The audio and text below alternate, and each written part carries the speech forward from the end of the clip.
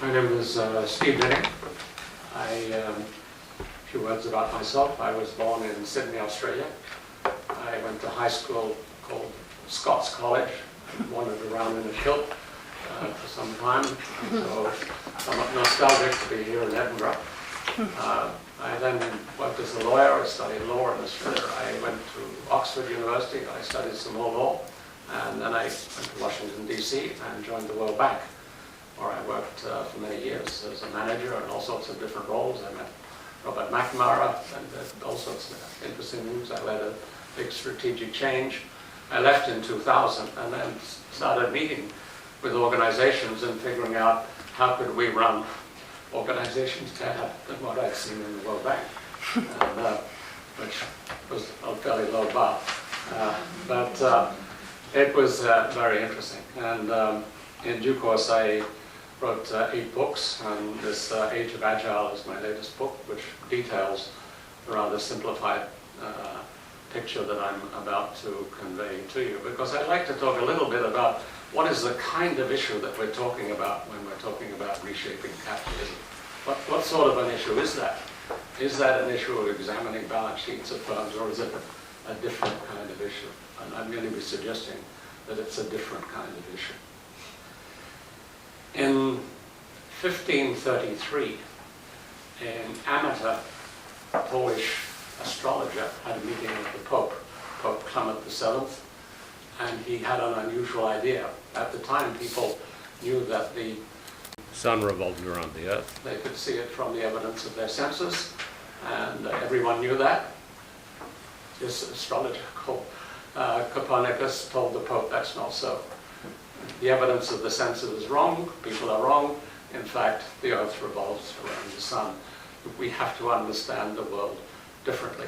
And in fact, the Pope was thrilled with this because it was a better way to calculate the path of the stars. But in due course, it became apparent that this new idea put in question not just the way the universe was structured in terms of stars, but it started to put in question the whole structure of human society. Because if the Earth wasn't the center of the universe, was it really plausible that we have the divine right of kings? He said this is a different picture. Instead of the Earth being the center of the universe, in fact, the sun is the center of our galaxy, and we have to reorient our thinking to this. And so this led to a whole set of changes, and it was resisted ferociously. For over 100 years, Galileo was put in prison for the rest of his life, and the church fought it for a couple of 100 years. So big transformational changes like this, which transform everything that we see about the world, have normally faced huge resistance. Fast forward to our friend Adam back in 1776. We heard this morning that businessmen, everyone has, according to Adam Smith believed that everyone has a moral compass. Everyone has moral values, and that is the nature of the human being. When I read Wealth of Nations recently, I couldn't find any evidence of that in terms of businessmen. Businessmen were talked about in a very, very different way in Wealth of Nations. Businessmen were referred to as people who are only concerned with their own self-interest.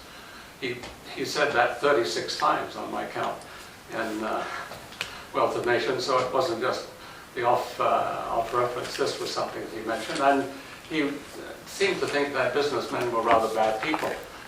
You shouldn't ever let them get together, because if they got together, they would start to have conspiracies and start to do things contrary to the public interest. The only thing that kept them in vain was not regulation or not any moral interest, but the power of the customer, the discipline of the customer to keep those very bad businessmen in check. Fast forward to 1954. By this time, the idea that business looks after its own interests, business is in business to make money for itself, was widespread. And in fact, big corporations were dominating the marketplace, and Peter Drucker said, maybe there's a better idea. Maybe there's a better way to run the world. What if corporations focus not on fighting customers and trying to build customers? What if they focused on delivering value to customers? What if they focused on creating customers?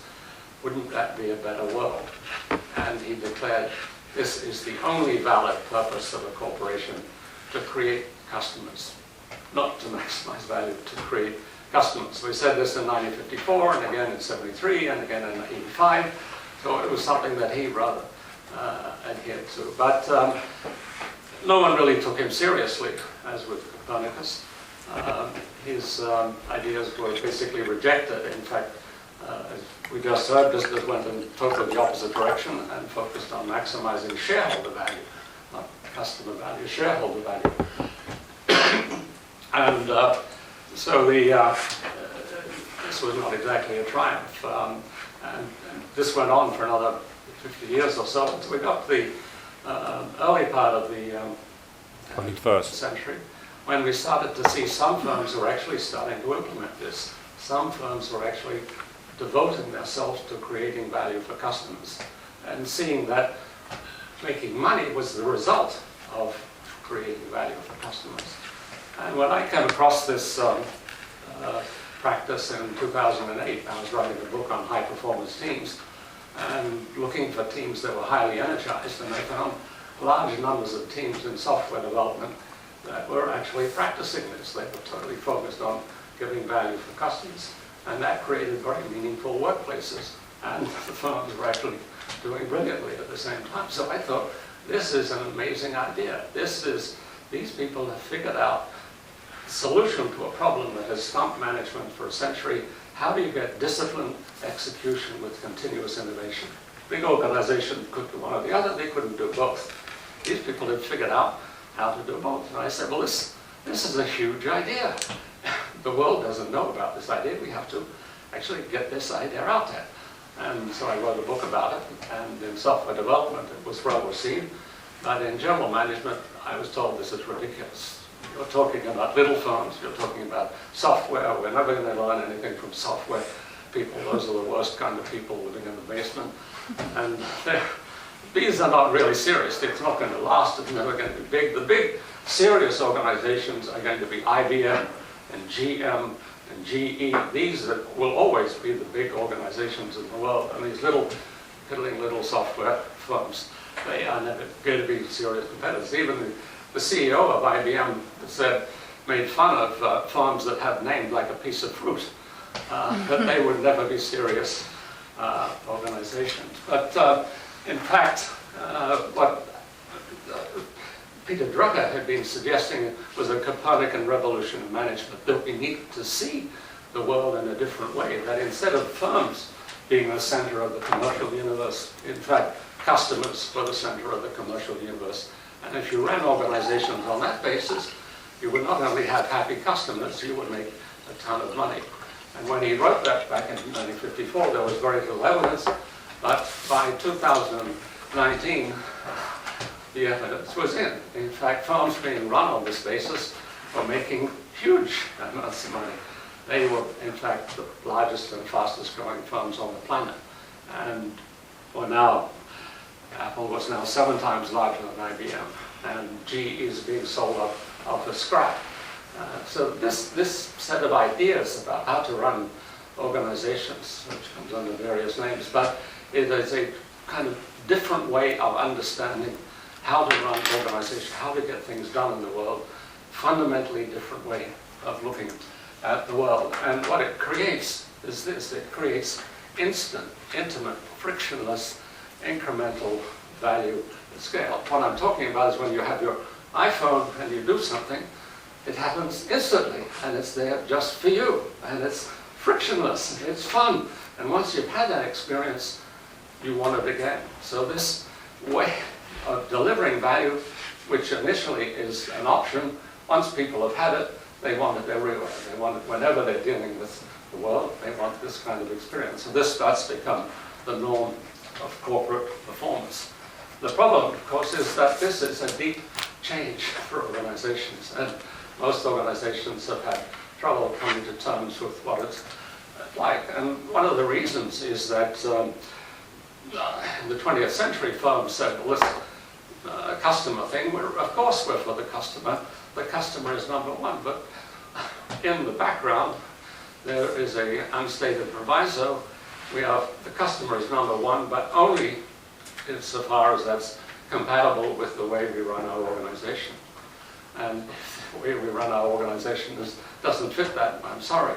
So, for instance, Microsoft 10 years ago had a process for doing its work where it would design it for 1 year and construct it for 2 years and then deliver it. And when it was in the construction phase, it couldn't take any new suggestions. So if you made a suggestion to Microsoft, even one they agreed with, even one that was brilliant, it would be 3 to 5 years before that idea would ever see the light of day. So they were unable, in a sense, to respond to this much faster moving marketplace.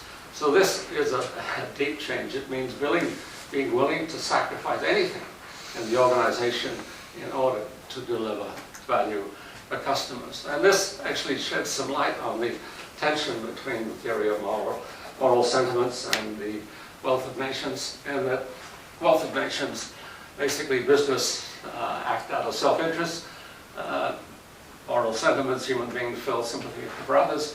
What Peter Drucker was saying was that's both true, because if in fact organizations have sympathy for others, have empathy for their clients, understand their clients' needs, and see exactly what will thrill them and please them and delight them and deliver products and services, do that, then they are dealing with both wings of this argument. They are, on the one hand, creating a ton of money because clients love it, and they are also exercising this sentiment of understanding other human beings. And so I believe this is one of the ways in which to reconcile these two very, very different books.